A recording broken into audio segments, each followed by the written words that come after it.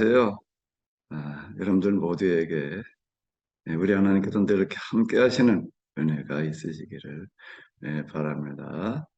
네, 오늘 또 어제 이어서 같이 한번 생각해 보시겠는데요. 이제 신약 성경을 이해하는 데 있어서는 이 신약 중간기 그 유대교에 대한 배경이 좀 중요한 역할을 합니다. 특히 구원과 관련되어진 부분을 이렇게 보게 되면은 그 당시 유대교인들은 어떻게 생각을 했는가라고 하게 되면은 알렉산더 헬레니즘 이후에 에, 신해산 율법을 조항율법으로 바꾸어서 그 중에서 이제 중요한 게 할례, 안식일, 그리고 이 성결례, 자, 이런 것들인데요. 이런 조항들을 지키면은 이제 의롭다함을 얻는다. 자, 이렇게 생각들을 하고 있었습니다. 그러니까 신유단 율법을 다 지킨다라고 하는 거가 아니라 그건 이제 어제 말씀드린 대로 알렉산더의 그 헬레니즘 화정책에 맞서기 위한 독특한 방법이었는데 이 율법을 잘 지키면은 신해산 율법 다 지킨 것과 같다 이렇게 얘기를 했는데 그 당시에는 에, 그렇게 말할 수밖에 없었고 또 그것 때문에 헬라화되지 않고 유대교가 이제 살아남을 수 있었다. 그건 대단히 중요한 역할을 한 겁니다. 근데 300여 년이 지난 다음에는 어떻게 되어지는가 하게 되면은 그 조항 몇 개만 지키면 의롭다함을 얻었다. 예수님께서 자칭 의롭다 하는 자들에게 이르시기를 이제 이런 표현이 나오는데요. 그 스스로 의롭다라고 이렇게 생각을 하고 있었다라고 하는 겁니다. 자, 이런 배경 속에서 이제 사도 바울은 뭐라고 이야기를 하는가라고 하게 되면 갈라디아서 로마서에서 이야기하는 어떤 이런 것들이 행함으로 의롭담 받는 게 아니다. 믿음으로 의롭담을 받는다. 이제 이렇게 이야기를 합니다. 음, 자, 로마서 1장 17절 복음에는 하나님의 의가 나타나서 믿음으로 믿음에 이르게 하나니 기록된다. 오직 의인은 믿음으로 말미암아 살리라 함과 같다. 이제 여기 뭐가 나오나 하나님의 의가 나타났다라고 이렇게 이야기합니다. 하나님의 의가 나타나서 믿음으로 이렇게 얘기가 되는 건데요. 또 3장에도 이렇게 보게 되면 21절에 이제는 율법 외에 하나님의 한 의가 나타났으니 이렇게 얘기를 합니다. 그 의라고 하는 건 뭘까 하면 예수 그리스도를 믿음으로 말미암아 예수 그리스도를 믿는 믿음으로 말미암아 모든 믿는 자에게 미치는 하나님의 의다. 하나님의 의다. 그 예수님을 믿는 믿음으로 말미암아 나타나는 하나님의 의라고 하는 것에 대해서 그리스도 예수님 안에 있는 성령으로 말미암아 하나님의 은혜로 값없이 의롭다함을 얻은 자가 되었다. 이제 이렇게 얘기를 하는데요. 예수님께서 성령이라고 하는 것은 이제 이 너희들의 몸값을 대신 내어주는 그러니까 우리 죄값을 대신 치러주시는 그런 성령으로 말미암아 그러니까 의롭다함을 받는다 이제 이렇게 이야기를 합니다.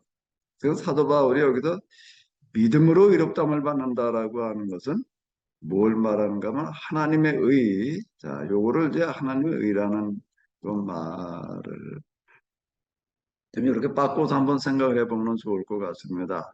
하나님의 공로, 저기 예수님께서 우리를 위해서 대신 죽으신 그 공로로 우리가 그 공로를 믿는 믿음으로 우리가 의롭다함을 받는다. 사도 바울은 이제 이렇게 이야기를 하는데 이건 무엇 때문에 이 말을 하는가라고 하게 되면 금방 말씀드린 대로 유대인들은 율법 조항을 지키는 행함으로 의롭다함을 받는다라고 이렇게 생각을 했다라고 하는 겁니다. 그 이제 시내단 율법과 유대교 율법을 조금 이제 구분해 가지고 우리가 생각해 볼 필요가 있는데요. 유대교 율법 조항을 실천하는 그 실천으로 의롭다함을 받는다. 바꿔 얘기를 하면 유대교 율법 조항을 지키는 공로로 의롭다함을 받는다. 이렇게 생각을 했는데, 근데 사도 바울은 그런 인간의 공로, 율법을 지키는 공로로 의롭다함을 받는 게 아니라 예수님을 통한 하나님의 공로로 의롭다함을 받는다라고 이렇게 얘기한 거다라고 이렇게 보시면 이제 되지 않을까라고 이렇게 이 생각이 되어집니다. 자, 이 사도 바울이 갈라디아서 로마서에서 이제 이렇게 얘기한 거를 이제 1517년 이제 루터에게 종교개혁 주의лю계시고 31일로 지키고 있는데, 루터는 이제 수도사로서 어, 수도사로서 구원을 추구하다가 자, 루터가 뭐 법을 공부했었는데 이제 길을 가다가 친구 길을 가다가 친구가 벼락 맞아 죽는 모습을 보고 놀라가지고 이제 죽음의 공포 때문에 법학을 포기하고 수도사가 됐다. 뭐 잘하는 이야기잖아요. 그러니까 어떻게 구원을 받을까? 그 당시는 어떻게 구원을 받는다라고 생각을 했는가라고 하게 되면 수도원에 들어가서 수도를 잘하면 구원받는다 이렇게 이해하고 있었습니다. 중세 교회에서는요. 대학의 루터는 수도원에 들어가서 수도사가 돼가지고 20년 수도를 했다. 루터가 가라디아서 이런 데서 얘기하는 걸 보게 되면 나는 정말 수도사였다. 이렇게 이제 이야기를 합니다. 모범적인 수도사였다. 이렇게 아주 공언을 하는데요. 근데 아무리 수도를 모범적으로 해도 구원받았다라는 확신이 들지를 않아서 이제 고민을 하다가 이제 더 이상 해볼 방법이 없는 거예요. 수도하라는 대로 해봤고 또 로마에 있는 교회들의 성지를 한번 순례를 해봐라. 그것까지 갔다 왔고 더 이상 이제 뭐 해볼 방법이 없는데 로마서를 읽어 내려가다가 이제 구원의 확신을 받게 되어졌다. 뭐 그래가지고 이제 행함으로 의롭담 받는 게 아니라 루터가 얘기할 때 행함은 수도원 행위를 말하는 겁니다. 수도 행위로 구원받는다라고 하는 것이 아니라 이 예수님을 믿는 믿음으로 말미암아 이제 구원을 받는다. 자, 이렇게 얘기를 해서 이제 개신교의 종교개혁 신학이라고 하는 거에 깃틀이 만들어지게 되는데요. 갈라디아서 루터가 주로 한 거는 갈라디아서 강해를 먼저 했고 그다음에 로마서 강해를 했습니다. 뭐 우리가 잘 알고 있는 그런 건데요. 이거를 다시 한번 조금 이렇게 정리를 해보게 되면은요. 자, 제 화면 보이시죠? 자, 이 루터의 종교개혁 신학 그리고 이건 뭐 우리 개신교 더 나아가 기독교의 구원론의 기초다라고 이렇게 이제 이야기를 할 수가 있는데 의롭다함을 받는 칭의를 뭐로 받는가라고 하게 되면은 뭐로 받는다는 거죠? 믿음으로 칭의를 받는다. 그리고 그 다음에 이제 이 칭함을 받은 다음에는 뭐가 돼야 되는가 하게 되면 성화의 삶을 살아야 된다라는 거고 성화가 계속 진행되어지다 보게 되면은 이제 어디에 이르는가라고 하게 되면은 용화 또는 이제 우리 감리교에서는 이제 영화라는 말보다는 이제 완전 이제 이렇게 이제 이야기를 하게 되는데 믿음으로 칭의 의롭다함을 받고 그 다음에 이제 성화의 삶을 살아서 영화 완전에 이른다. 자 이렇게 이제 이야기하는 거가 이제 이 골격이 이렇게 되겠습니다. 이제 행함이라고 하는 거는 그럼 어떻게 되느냐라고 할 때에 믿음으로 구원 의롭다함을 받은 사람은 구원받은 삶을 살게 되어져 있다. 행위가 믿음의 행위, 예, 이제 배운하던 행위가 있게 말입니다. 이 행위가 없다면은 그건 아직 칭의 구원받은 게 아니다. 뭐 이런 식으로 이제 행함을 이 성화해서 이제 이렇게 강조를 하게 됩니다. 자, 어쨌든 이제 뭐 제가 이해하고 있는 범위 내에서는 저는 이렇게 이해를 하고 있는데 믿음으로 의롭다함을 받고 그 다음에 성화의 삶을 살고 영광 완전에 이른다. 이렇게 생각을 하게 되는데요. 사도 바울이 얘기한 거를 이제 구체적으로 본문으로 들어가 가지고 한번 우리가 이렇게 보도록 하겠습니다. 사도 바울이 로마서 1장 또 3장에서 믿음으로 의롭다함을 받는다. 하나님의 의를 믿는 하나님의 공로로 인간의 공로가 아니라 하나님의 공로로 의롭다함을 받는다. 라고 얘기한 거는 그건 맞습니다. 그건 뭐 갈라디아서 로마서에서 이제 분명히 얘기하고 있는데 여기 이제 하나님 의롭다함을 받았으니 여기 얻은 자 받았다. 요 시제를 보게 되면요. 시제를 보게 되면 어디는 이제 미래로 얘기하는 데도 있고 과거로 얘기하는 데도 있고 그래가지고 이제 이건 의롭다함을 언제 받느냐라고 하는 거가 명확하게 갈라디아서나 로마서 이 구절에서는 우리가 확인하기가 쉽지가 않습니다. 자, 근데 사도 바울이 이제 얘기하는 그 조건에 들어가는 이런 방식을 한번 우리가 이렇게 보게 되면은 갈라디아서 6장 7절에 이렇게 이야기하고 있습니다. 스스로 속이지 말라. 하나님은 업신여김을 받지 아니하시나니 사람이 무엇으로 심든지 그대로 거두리라. 자기 육체를 위하여 심는 자는 육체로부터 썩어질 것을 거두고 성령을 위하여 심는 자는 성령으로 영생을 거두리라. 이 거두리라 입니다. 거두리라. 거두리라. 앞으로 그렇게 된다. 이제 그런 이야기가 되는 거죠. 땅에다 뭘 심었다고 해서 거기다 그대로 결실을 맺어놓는 게 아니라 그 이제 자라서 결실이 맺게 되는 것과 마찬가지다라고 하는 그런 이야기가 되는데 또 로마서 2장으로 넘어가게 되면요. 하나님께서 각 사람에게 그 행한 대로 보응하신다. 행한 대로 보응하신다.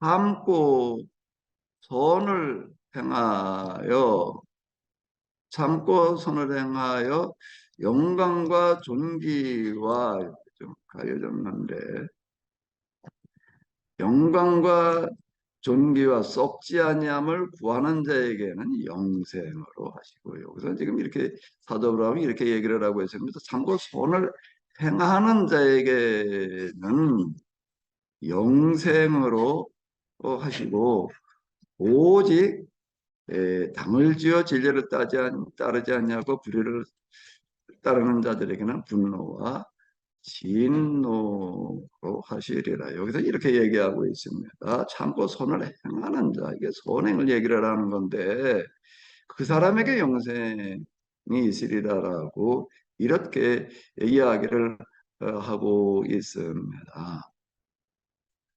이 선행이라고 하는 것을 그냥 사도 바울은 다 그런 거 행위는 뭐가 됐든 상관이 없이 믿음만 가지면 된다라고 얘기를 했다라고 우리가 자칫 오해할 수 있는데 그는 결코 그렇게 이야기하지 않는다라고 하는 건데요. 심는 대로 거둔다라고 하는 그런 이야기가 되는 게 행한 대로 받는다. 이제 이런 이야기 양쪽이 다 같이 나와 있습니다. 한쪽만 이야기하는 게 아니고요. 자, 그러면 이 의롭다함 구원이라고 하는 건 언제 이루어지느냐라고 하는 거에 대해서 또 바울이 얘기하는 거를 이렇게 보게 되면 어,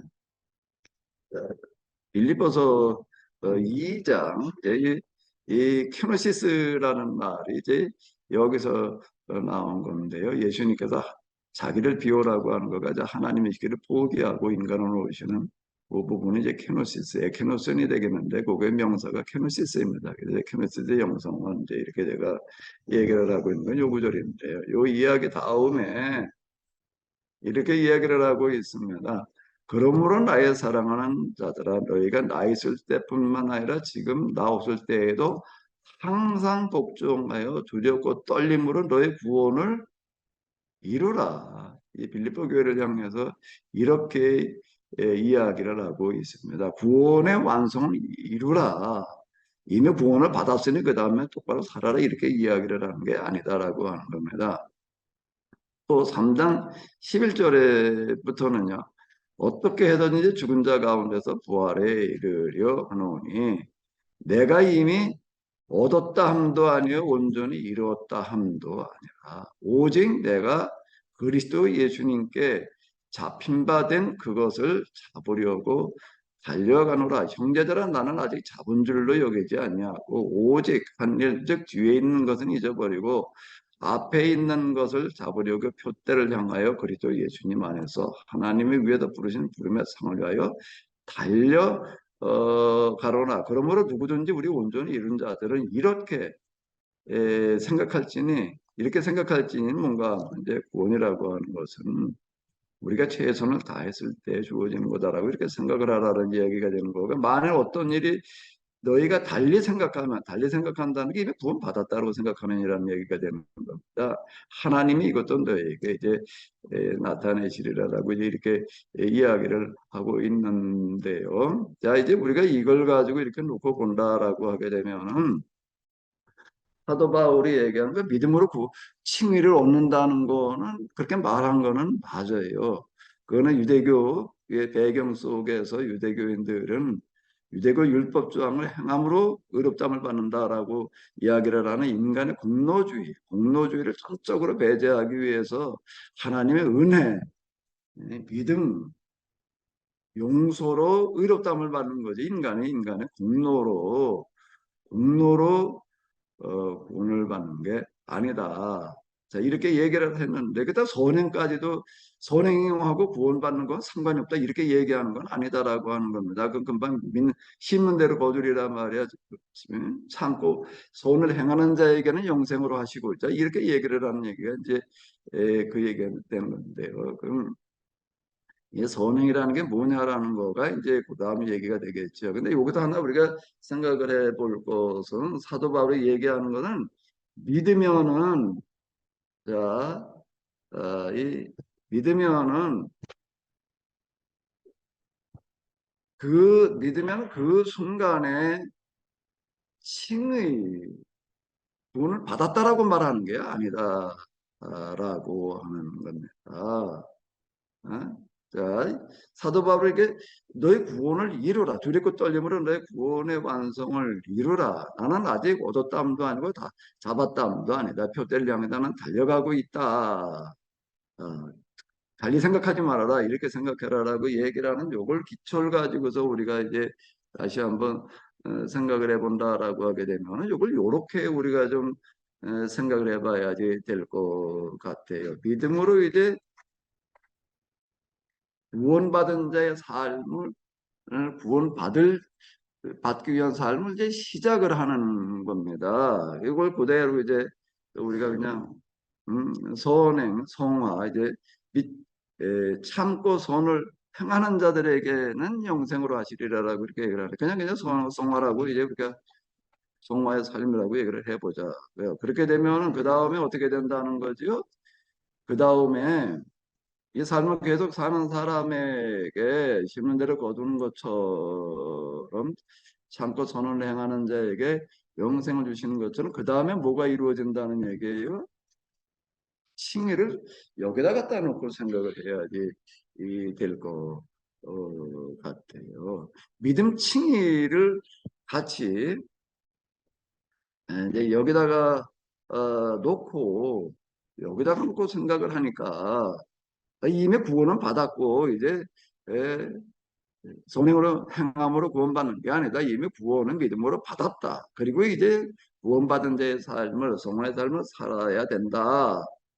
뭐 이렇게 이제 얘기하다가 보니까 뭐가 문제가 되는가라고 하게 되면 행함으로 구원받는 건 아니다. 행함하고 구원하고는 상관이 없다. 이제 이렇게 되는 모순에 빠지게 됩니다. 아무리 여기서 이 도식에서는 행함을 강조한다라고 하더라도 행함이라고 하는 거 구원하고 상관이 없다 일어났기 때문에 이제 이게 그건 믿음으로 구원을 받는 거지. 믿음으로 구원받는다는 게 인간의 공로 가지고 구원받는 게 아니다는 뜻이지. 행함이 소용없다, 선행이 소용없다 이런 얘기하고는 전혀 딴 얘기 이거든. 자, 그럼 이제 선행으로 구원받는다라고 하는 이런 부분들은 어떻게 봐야지 되는가라고 하게 되면은 요 부분을 성화 선행 참고 선을 행한다라고 하는 그 부분은 뭘로 가는 봐야지 이게 이제 이 얘기가 맞는가 하면은 성화 하나님의 말씀대로 살아라 선하게 살아라 그 뭐 하나님 말씀대로 산다는 게 뭐예요? 선하게 산다는 게 뭐예요? 이게 참 기준이 없습니다. 이건 뭐 완전 이제 원론이기 때문에 강론이 없어요. 그러니까 자기 나름대로 생각하게 마련인데 여기에다가 뭘 갖다 집어넣으면은 좀 도식에 맞을 맞는다라고 볼 수가 있는가 하게 되면은 뭐죠? 예약법 실천으로다 갖다 놔야 된다라고 하는 겁니다. 자, 예수님께서 이 땅에 오신 것은 우리 모든 사람들의 죄를 구원하시기 위함인데요. 앞에도 제가 말씀드린 대로 예수님께서 돌아가신 것을 이제 이 십자가 사건을 이 성만찬 안에서 새 계약이다. 새 계약의 피다. 계약의 피, 새 계약의 피라고 언급을 하셨습니다. 아주 예수님의 죽으심은 새로운 계약을 위한 죽으심이었다. 예수님으로 말미암아 이제 새로운 계약의 길이 열렸다. 예수님의 대신 죽으심이 아니었으면은 새로운 계약이 있을 수가 없었고 구약에서부터 내려오는 제가 구약 성경 이스라엘 역사가 계속 끌고 나온 이유는 뭔가 하게 되면 구약에서 구원받는 방법은 계약법을 지키는 걸로 거룩한 나를 이루는 그런 거가 이제 구원받은 거다라고 얘기를 하는 거고요. 세례 요한 그리고 예수님의 첫 선언은 하나님 나라가 가까이 왔다. 이제 구약에서는 거룩한 나라라고 얘기를 하던 것을 이제 하나님 나라라고 이제 이렇게 얘기를 하고 있는데 예수님의 죽으심은 계약을 위한 이제 계약이 파기되어서 구원받을 길이 사라질 위기에 처했는데 예수님께서 계약법을 지키지 못한 그 죄를 대신 짊어지고 죽으셔서 새로운 계약의 길이 열렸다.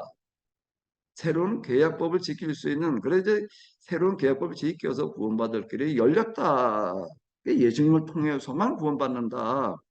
오직 은혜다라고 얘기를 할 때 오직 은혜 또는 뭐 이제 오직 믿음 다 이제 뭔가 하게 되면 예수님께서 새로운 계약을 위해서 죽으신 그 죽으심으로 우리가 이제 구원을 받는 거 그걸 믿는 믿음으로 구원을 받는 거고 사도 바울이 얘기하는 하나님의 의라는 게 지금 그런 의를 얘기를 하는 거잖아요. 이거야말로 이제 절대 은총이다. 하나님이 우리 계약법을 지키지 못한 인간을 위해서 인간으로 대신 죽으셨기 때문에 그것보다 더 큰 은혜라고 하는 건 있을 수가 없는 거죠. 그런데 예수님 믿는 믿음으로 이제 우리가 의롭다 함을 이미 얻은 게 아니라 이제 앞으로 얻을 것인데 사도 바울이 그렇게 얘기를 하고 있잖아요. 구원의 완성을 이루라.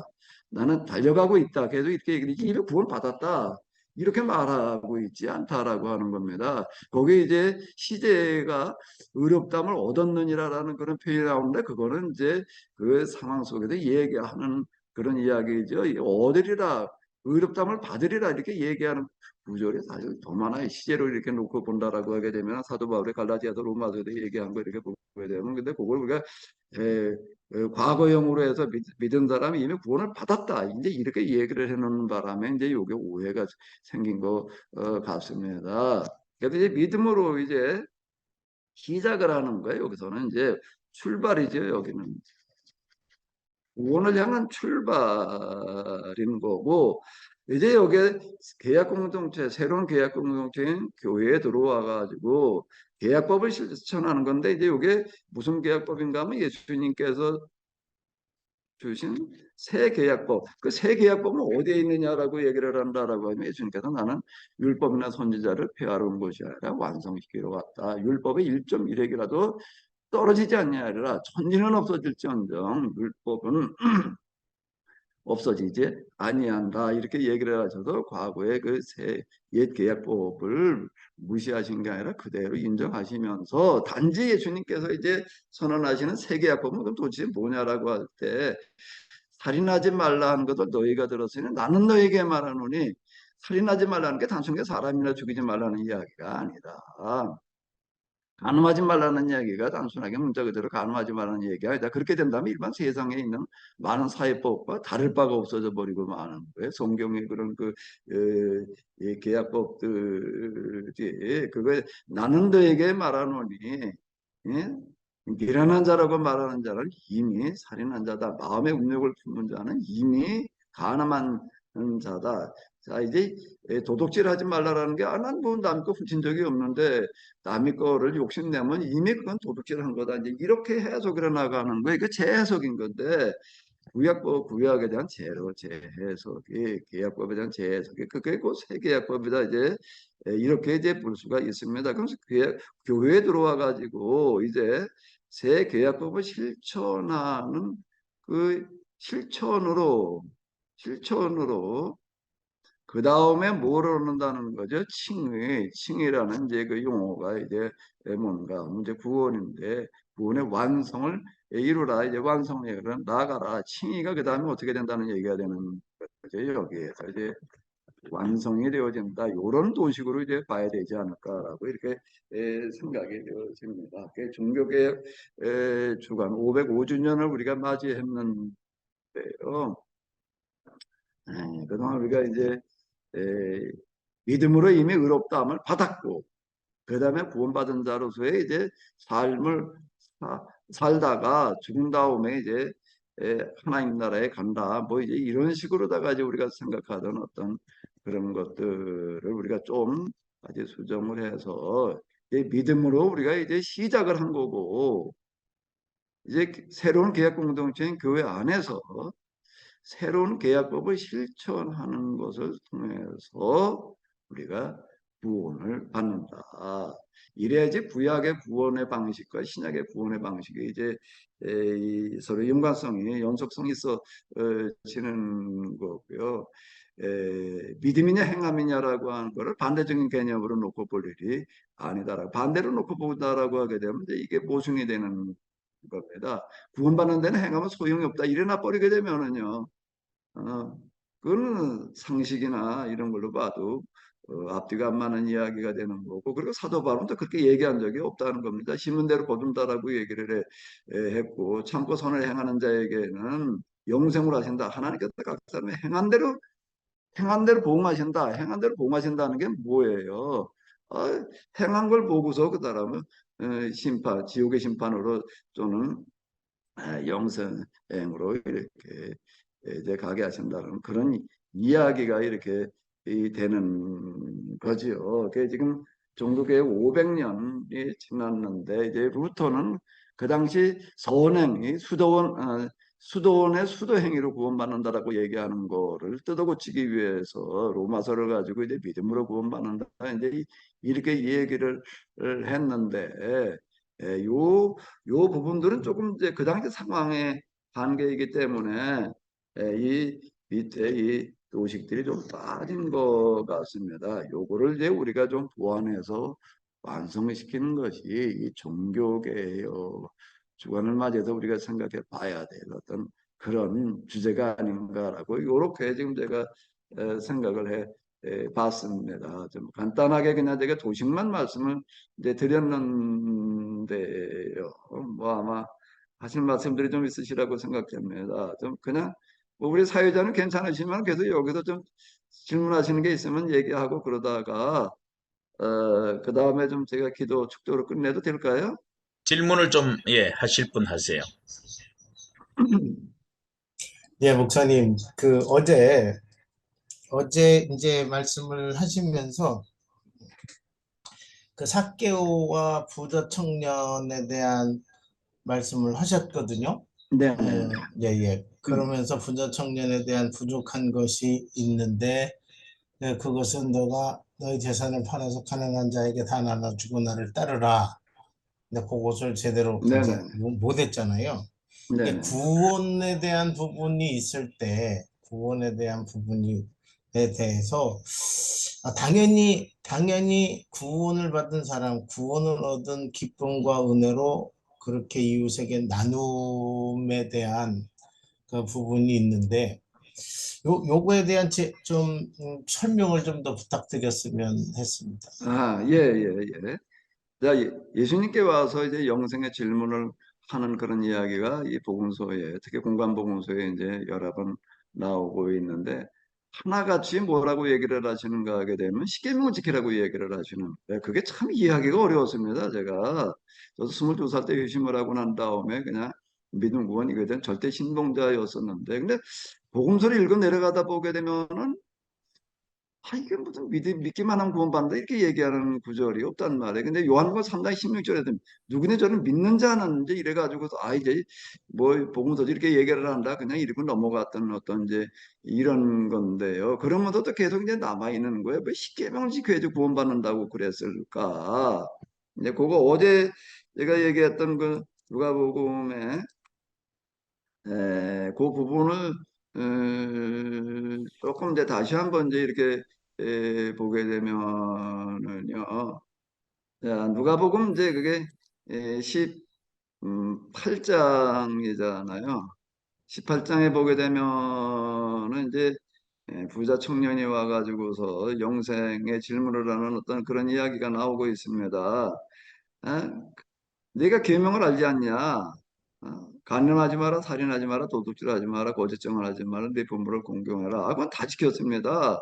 한 가지 부족한 것이 있다라고 하는 얘기를 하시면서 이제 한 가지 부족한 거라고 하는 건 뭔가 하게 되면 이거 외에도 이걸 해라. 이제 그런 뜻으로도 볼 수가 있겠지만은요. 그렇게 그거보다는 간음하지 말라, 살인하지 말라, 도둑질하지 말라라고 하는 것들이 다 얘기하려고 하는 거가 뭔가라고 하게 되면 네개 있는 것을 다 팔아 가난한 자들에게 나눠줘라라는 그런 게 들어있다. 이제 이렇게 얘기를 하시는 건데 여기 네 개 있는 것을 다 팔아라고 하는 것이 뭔가 팔아예요.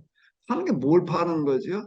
그대로 넘어갈수록 재산의 기준은 뭐였는가 하면 아주 화폐가 재산의 기준이기 이전이기 때문에 화폐가 있긴 있었지만 그건 보조적인 거고 그건 중세시대까지만 하더라도 요 재산이라고 하는 게 다 토지였습니다. 그 뭘 팔라는 얘기하면 땅을 팔라는 이야기가 되는 거예요.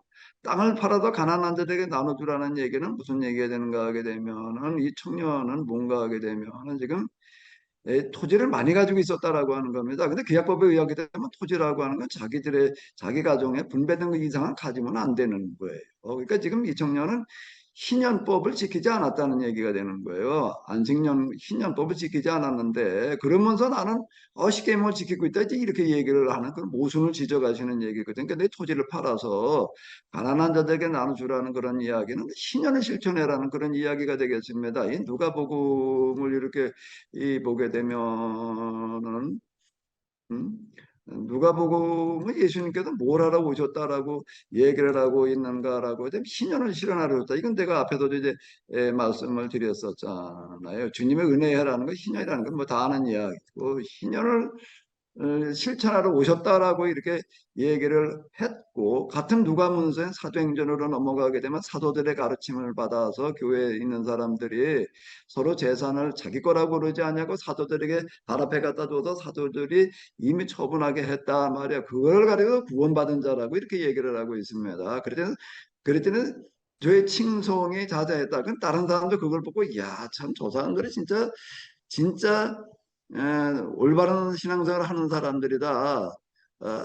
예수님께서 이제 마태복음에서 얘기를 하게 되면은 저희는 너희 착한 행실을 보고 하늘에 계신 하나님께 영광을 돌리게 하라 이렇게 얘기를 하고 있습니다. 그 사도행전의 이야기에 사람들이 다 그걸 보고서 이제 칭송이 자자했다 말이야. 이제 그런 얘기가 되는 거고 구원받는 사람을 날마다 더하게 하셨다는 이야기가 이제 이런 얘기가 이렇게 되는 거죠. 누가복음에 의하게 되면 예루살렘에서 저 갈릴리에서 예루살렘에 올라가는 이야기가 제일 길게 나오고 거기에는 주로 이 경제에 관한 이야기들이 유독 많습니다. 근데 신년, 안식년 이제 이거를 이제 염두에 두는 그런 이야기가 이렇게 되겠는데요. 누가복음에서 얘기하고 있는 구원받은 사람의 표변이 뭔가 하게 되면 이런 소문을 듣고 있던 삭개오는 야 나도 좀 그런데 참여해 봤으면 근데 난 세리가 돼가지고 참여할 수가 없어서라고 이제 그리고 있던 차 예수님께서 오시니까 그걸 기뻐 받아들였다. 무엇 기뻐 받아들였는가 하게 되면 자기 재산을 이제 이 신년을 실천한 이런 삶에 참여하게 된 거를 너무 감사하게 받아들였다는 이야기가 되는 거고, 오늘 이 집에 구원에 이르렀다 하는 거를 이때 구원을 선언하고 계시다라고 하는 겁니다. 예, 뭐 짧은 시간에 그냥 간단하게 말씀드렸는데요. 박 목사님, 네네. 제가 질문이 또 한 가지 있습니다. 네네네. 그 목사님 말씀을 들으니까 그 평화가 오고 또 굉장한 힘을 얻는 그런 아주 큰 은혜를 받았습니다. 제가 이제 질문하고 싶은 것은 우리가 믿음으로 구원을 받지만 만약에 행위가 따르지 않는다면 그 믿음이 어떤 믿음이냐 이런 이제 어떤 믿음과 행위에 대한 그 분기점이라고 할까요? 믿음이라면은 어느 정도 믿어야 되는 건지 아니면 그 선한 행위가 따라야 된다면 어느 정도의 그 선함이 따라야 될지 이것을 설명하기가 참 이렇게 어려운데 특별히 그 강목사님께서 그런 면에서 이렇게 설명을 해주신다면 아주 큰 도움이 될 것 같습니다. 좀 어려운 질문 같은데 예. 뭐, 이걸 이제 충분히 설명하려면 사실 이게 많은 시간이 필요한 겁니다. 예, 그럴 것 이게 같습니다. 짧은 시간에 이건 뭐 제가 얘기를 하다 보니까 이게 전달이라는 게 설명도 어렵고 전달이 참 이게 쉽지 않은 것 같은데요. 일단 이런 것 같아요. 믿음이냐 행함이냐는 게 양자 선택의 문제가 아니라는 거예요. 우리는 양자 선택처럼 그동안에 이제 이렇게 느껴졌잖아요. 저도 22살에 휴심을 하고 이제 감리교 신학교에 들어가가지고 공부하고 그러면서 이렇게 보게 되면 이제 믿음이냐 행위냐라고 하는 거를 감리교 신학에서도 이제 선택의 문제처럼 이게 그는 구원에 있어서는 믿음이고 그 다음에 이제 성화야. 이게 감리교는 성화를 많이 강조를 합니다. 성화론 그 감리교 신학의 이제 핵심이 되는 거고 같은 감리교 계통의 이제 성결교는 아예 이제 성결이라는 이름 자체가 성화를 강조하는 그런 교단이라는 뜻이 이렇게 되겠는데요. 중생 그리고 이제 성결 이제 아주 그걸 강조하는 어떤 게 되는 이런 건데 선택의 문제가 아니다라고 하는 거고요. 그런 행함이라고 하는 거 뭐 행함이 없는 믿음은 죽은 믿음이다도 이제 야고보도 이렇게 얘기를 하잖아요. 뭘 행해야 되느냐라고 하는 거가 사실 막연한 얘기가 돼버리는 거예요. 그냥 선행, 막연한 선행. 예수님께서 죄를 짊어지고 죽으셨단 말이에요. 그 무슨 죄? 그 죄라는 단어가 신이잖아요. 크라임이 아니거든요. 예? 크라임은 세상 그런 사회적인 범죄 행위를 말하는 거고 윤리 도덕적인 어떤 그런 거고 씨는 종교적인 죄를 얘기를 하는 거라고요.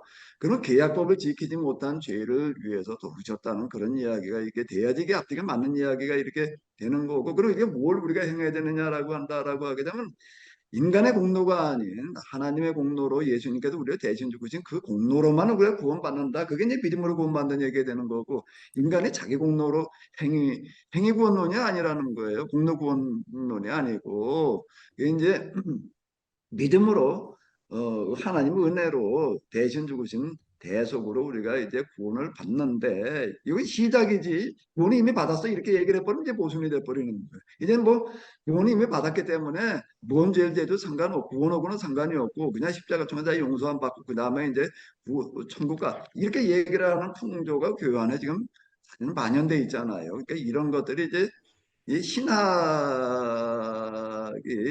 이 신앙 의인 그리고 그다음에 성화 완전 이런 도식 때문에 이제 그런 오해를 빚어오니까 원래 종교개혁자들이 얘기하려고 하는 거 그런 건 아니었을 텐데 그걸 이제 우리가 종교개혁 500주년을 맞아가지고서 이제 좀 우리가 한번 다시 좀 정리해 볼 필요가 있지 않느냐. 근데 제가 얘기하고 싶은 지금 이겁니다. 그러니까 행함이라고 하는 거가 선행이라고 하는 거가 참고 선을 행하여라고 하는 거가 계약법 실천으로 다 보면은 명확해지는 거예요.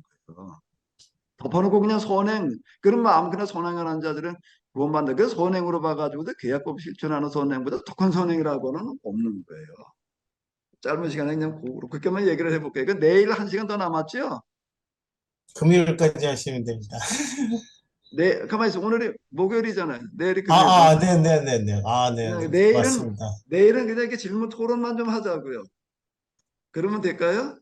근데 그 조금만 돼가도 그다음 우리는 도대체 그럼 뭘 해야 되느냐라고 하는 요것만 좀 더 말씀을 드리고 이제 아예 내일은 질문 토론하는 시간을 가지면 되지 않을까라고 생각되어지는데 조금 더 제가 좀 말씀을 드리게 되면은요 지금 다 세계 각지에 나가가지고 선교하고 계시는데 뭐 특히 해교권 뭐 화정교 문화권에서 이제 선교하시느라고 정말 너무 고생들 많으시는데 요즘 이제 뭐 이제 이 사정교와 이게 문제, 종교 간의 대화 뭐 이런 거 얘기를 하면서 이제 다원주의가 생각보다 지금 이제 많이 이제 확산되어져 있는데요. 지금 뭐 아마 외국의 다른 그 신학교들에서 다원주의적인 신학을 전개하자는 데가 많이 있나라고 할 만큼 만연되어져 있고 그런데 이제 종교 간의 대화라고 하는 데 가가지고도 참 이게 대화한다는 게 대화라고 필요하기는 하다라고 하지만 이게 참 우리가 정말 좀 입장이 난처할 수가 있어요. 왜? 야, 이거 뭐 너희 종교의 구원 또 우리만 예수님 믿지 않은 구원 못 받았는데 이런 마음, 믿음을 우리가 가지고 있기 때문에 종교관을 가서 대화를 한다라고 하더라도 이게 참 구원론 가지고는 대화가 사실 어렵습니다. 그런데 이제 뭐 어느 정도의 구원이 있느냐라고 하는 거가 우리 이제 이 계약법을 실천하는데 구원이 있다. 그 계약법이라고 하는 거가 뭔가 하면은 이건 이 땅에다가 하나님 나라의 모형을 만들자는 거예요. 이거보다 더 큰 선행이라는 거는 없는 거고, 그렇다고 행위권론은 또 아닌 거예요. 그러니까 실천하는 그 부분 이제 바울의 성령론으로 들어가게 되면은 어떻게 그런 계약법을 실천할 수 있느냐라고 할 때 그 인간의 공로가 인간의 힘으로가 아니라 하나님의 공로죠. 성령의 도우심으로만 가능하다. 이제 그런 얘기가 되는 거예요. 이게 갈라디아서 성령의 열매라고 그러잖아요. 사랑, 양선, 온유, 참, 뭐 모든 것들 무슨 9가지 그렇게 얘기를 하는데 그 내가 한 열매라고 얘기를 하지 않고 성령께서 도와주셔야지 가능한 성령의 열매. 이렇게 얘기를 한다고 그러니까 전적으로 이런 얘기가 뭔가 하면 인간의 공로주의를 배제하자는 얘기가 그 유대교 때문에 유대교는 인간의 공로 구원론이었어요. 행위구원론이고 그걸 배제하는 이야기가 믿음 은혜로만 구원받는다 율법으로 구원받는 게 아니다라고 얘기를 하는 거는 유대교의 공로주의를 배격하자는 얘기였다는 거지요. 근데 그거를 이제 우린 음, 이제 믿음으로 이미 의롭다함을 받고 그 다음에 이제 우리가 구원받은 삶을 산다 이렇게 얘기를 하다 보니까 여기에서 이제 좀 착오와 오해가 일어나는 것 같아요. 그거를 이제 우리가 좀 교정해 봐야 된다 이런 얘기죠. 제가 얘기하고 싶은 게 네. 그겁니다. 시간이 없습니다만은 아무튼 내일 토론이 굉장히 기대가 됩니다. 제가 예, 우리 이번에 강인태 목사님, 제가 이제 이 종교개혁에 대한 그 부분을 더 심도 있게 정말 듣고자 했는데 좀 이렇게 좀 흐름상 좀 우리가 알고 있는 부분들을 얘기하나 싶었는데 오늘 드디어 홈런을 치셨다고 저는 봅니다. 만약에 강인태 목사님이 이런 가르침을 안 줬다면 저는 이번에 좀 실망했을지도 몰라요. 굉장히 오늘 왜 그러냐면요. 지금 우리가 여기에 이제 뭐 총신, 합신, 고신, 개신 다양한 신학의 그 신학교에서 오늘 전통적인 이 종교교육의 칭의론을 어떻게 보면 비없는 것이지만 이게 사도 바울과 예수 그리스도의 진정한 칭의다, 칭의론이다. 저도 이렇게 봅니다. 지금 뭐 김세윤 교수의 유보적 칭의론을 비판하는 사람이 있는데 저는 사실 그 칭의론이 바울의 칭의론이라고 보거든요. 그런 면에서 오늘 강사님의 오늘 이 가르침이 굉장히 중요한 문제, 현재적인 구원론을 한 방에 정리해주는 이게 이제 한 번 구원이 영원하냐, 영원하지 않냐 이 문제는 계속 갈등인데 오늘 상당히 오늘 강사님의 이 가르침이 선명하다, 좋다 이제 이렇게 생각합니다. 내일 토론이 기대됩니다. 내일은 뭐 괜찮으시면은 아마 짧은 시간에 질의응답이고가 좀 어려우면 조금 더 길게 저도 시간 좀 내일은 좀 뭐 시간이 가능하니까 좀 충분히 토론할 수 있는 이야기 나눌 수 있는 시간이 있었으면 좋을 것 같습니다. 네. 네, 그러면 그렇겠습니다. 내일 질문하고 우리 강 목사님 축도하시고 이제 예배 마치고 기도회를 운영하도록 하겠습니다. 하나님, 세계 지구촌 시대에 살면서 세계 각지에 나가서 다른 종교와 다른 문화권 속에서 선교하는 아, 주님의 종들에게 하나님께서 크신 은혜로 함께하여 주시어서 바울이 에베소의 아담의 신전이 지배하던 그 환경 속에서 아담의 신전이 폐허가 되게 했던 것처럼 그 역사가 오늘 선교에 온 힘을 다하는 참으로 온몸을 불태우고 있는 종들을 통해서 에베소의 사역에 재현되어지게 하여 주시옵소서. 이것을 가능하게 하려면 이제 새롭게 해석된 신학이 뒷받침되어야 될 줄로 압니다. 새롭게 해석되어지는 신학, 새로운 신학, 타종교권 사람들을 감동시킬 수 있는 에베소의 아담의 신전에 젖어 있던 사람들을 생각을, 마음을 바꿀 수 있었던 것과 같은 새롭게 해석되어진 그런 신학, 새롭게 해석하는 성경의 뒷받침이 있어야 될 줄로 압니다. 이제 하나님 종국의 500주년을 맞이해서 우리가 그와 같게 하여 주시옵소서. 새롭게 해석한 신학, 교리, 성경의 말씀으로 정말 이 마지막 때 전 세계를 구원할 수 있는 그런 은혜가 있게 하여 주시옵소서. 이제는 우리 주 예수 그리스도의 은혜와 하나님 아버지의 놀라우신 사랑과 성령님의 도우심이 저희들 모두에게 이와 같은 은혜로 함께해 주시기를 간절히 축원하옵나이다. 아멘. 예.